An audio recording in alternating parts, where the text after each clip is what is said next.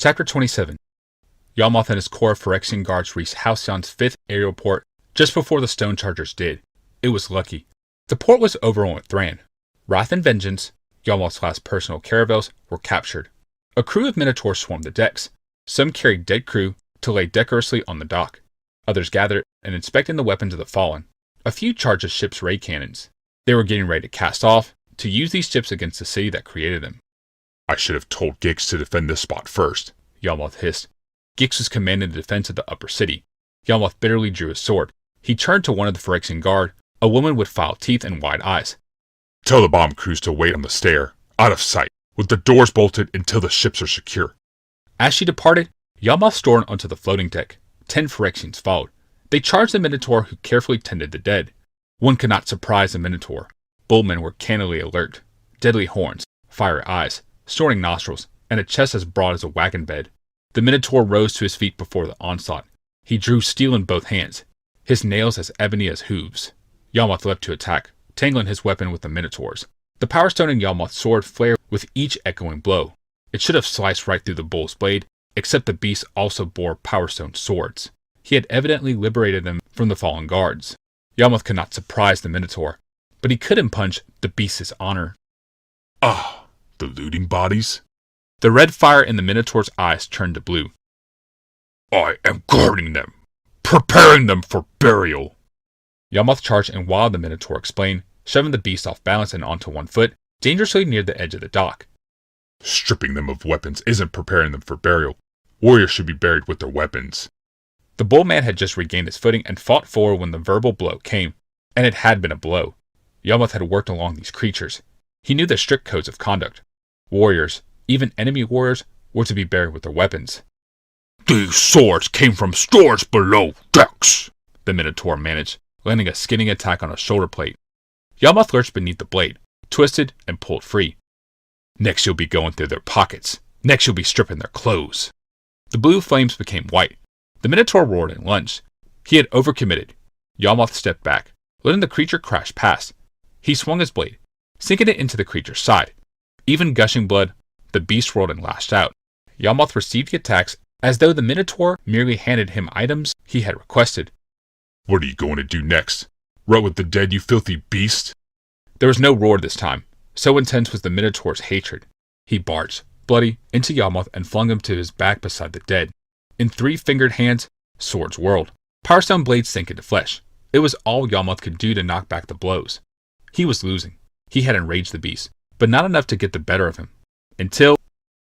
You care nothing for these warriors. Guarding them? Preparing them for honorable burial? Minotaurs know nothing of honor. The beast hurled the Power Stone blade down to cleave Yawmoth's head. At the last moment, Yawmoth rolled aside, and the sword cleft the head of one of the dead men. It was sliced through the skull and into the pier beneath. The sword was stuck, gripped not by wood, but the stupid incredulity of the beast. He had desecrated the honor dead, the very ones he had been given to guard. Next moment, he joined them.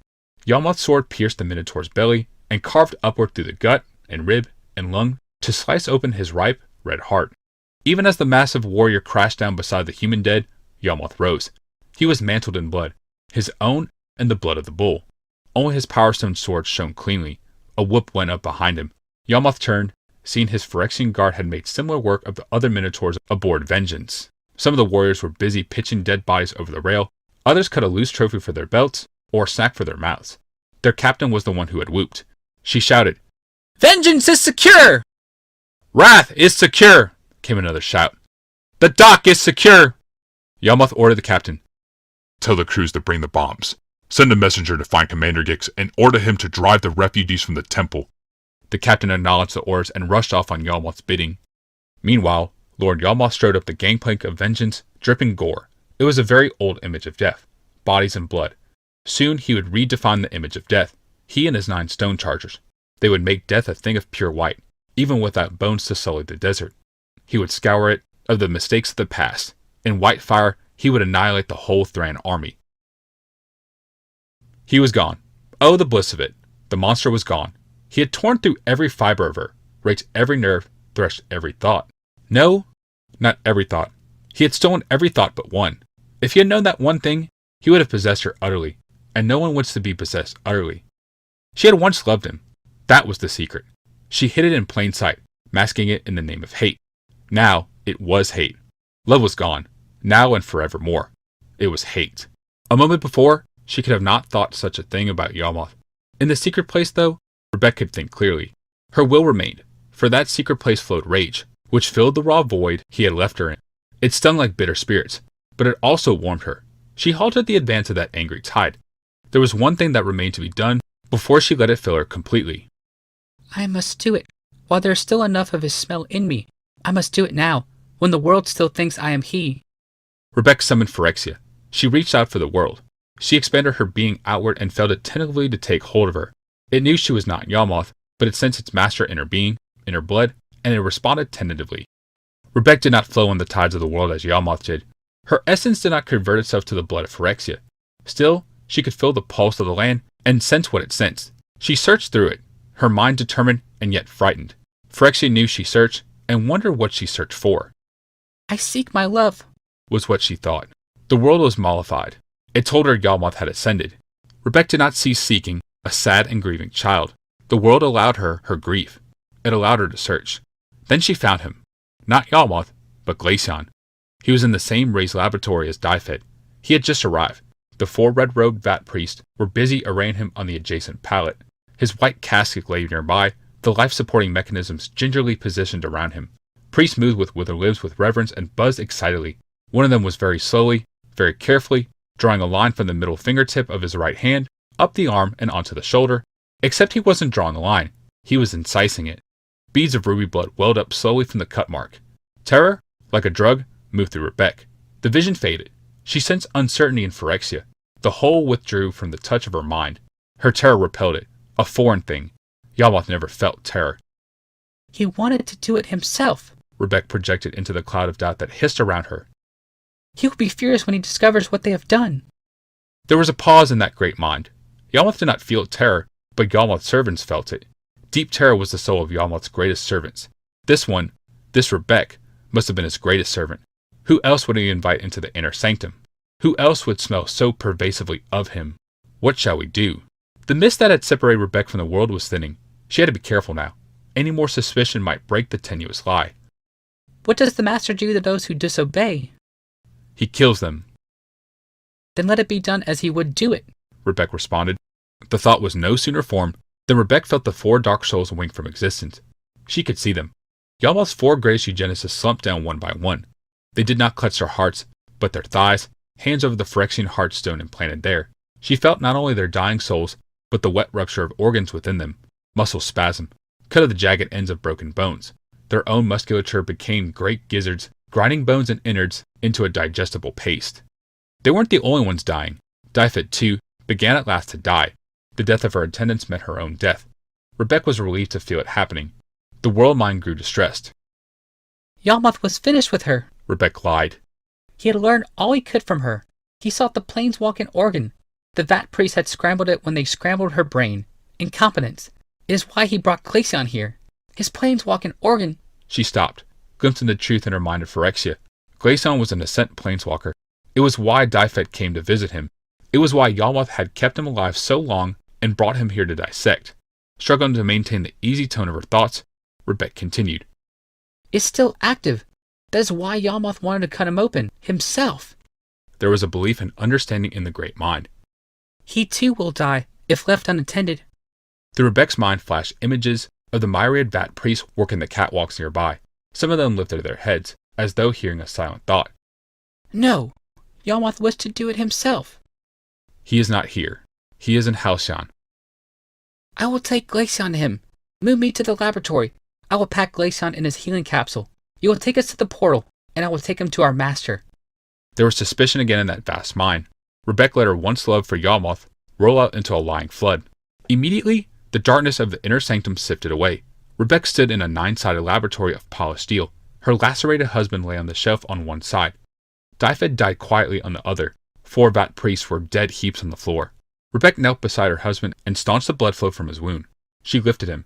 He was only a bag of bones. Cradling him, she took him to the healing capsule. All the while she worked, arranging life support mechanisms. She felt the mind of Phyrexia press upon her, watching uneasily. The moment the casket was closed, Rebecca and Glaceon dissolved away. They reappeared on the first sphere, the fungus city spreading to one side and the great black portal to the other. Not waiting for the world to change its mind, Rebecca hefted the end of the white casket and dragged it, hissing across the grassy ground. She watched the blue sky as she went, waiting for a bolt to leap down out of it and slay her and Glaceon at last. The foot of the coffin grafted on stone. She looked about. She stood within a dark cave beside the mirrored podium and steel and glass book. Phyrexia was only a blinding and horrible vision through the portal. The caves of the dam were the most wonderful sight Rebecca had ever seen. Now to scare up a few goblins to help hoist this thing to the city. Heaving the capsule, Rebecca dragged it away from the gateway. She would take Glaceon above, but not to Yalth. She would take her husband to the temple they had designed. Once within, they could fly away from all this madness. It was a beautiful thing to fly this away. There were no Thran ships in the sky. The Phyrexian fleet was minuscule, but 9 caravels was enough. Yalmoth led them from his own warcraft, Vengeance. He did not even command vengeance, not in words, not in orders. The crew knew what he wanted. Pinpoint accuracy was not critical with stone chargers. He gave no orders. They would have soured the taste of wine in his mouth. They would have pulled his attention away from the spectacle unfolding below. The Thran and their allies filled the desert on all sides. Their forces stretched away to the mountains in the west and the hills in the east. It seemed the whole world had risen in outrage against a single city, poised in the heavens, within reach of the gods. Of course they would. These violent beasts, half cows, half cats, half lizards, stunted dwarfs, and wilting elves, and thick-browed men. The Phyrexians had risen above them all. They had climbed the chain of being and were ready to ascend that last step. Let the rest descend, Yalmoth thought, staring down at the mowing multitudes. Let them all descend. The first bomb, silver in the sunlight, tumbled free of vengeance. It toppled end over end. The flashes from its fins swept over the army of dwarfs below. They looked up from the crude assault engines, paused beside their laboring donkeys, and gaped at the sparkling doom that fell on them. The bomb righted itself, pointed downward. Its fins gave it a spiraling descent. Soon, it was but a silver spot against the staring army. Then, it was nothing at all, only its shrieking whistle reaching vengeance and her lord. A white smile spread across his face. As if in answer, a white circle formed below. It spread outward with the speed of the dilating eye, a uniform disk of force. The dwarves silently disappeared in that cloud. In moments, it had flashed the base of the extrusion and out to the mountains on the far side. Its center swelled upward in a tremendous bulge. From the middle rose a fat column of force. Traces of burning things shot into the air beside the super-hot column. Killing clouds rose in rings around the spot. Beautiful, Yalmoth said, sipping his wine. Only then did the sound of the explosion reach Vengeance.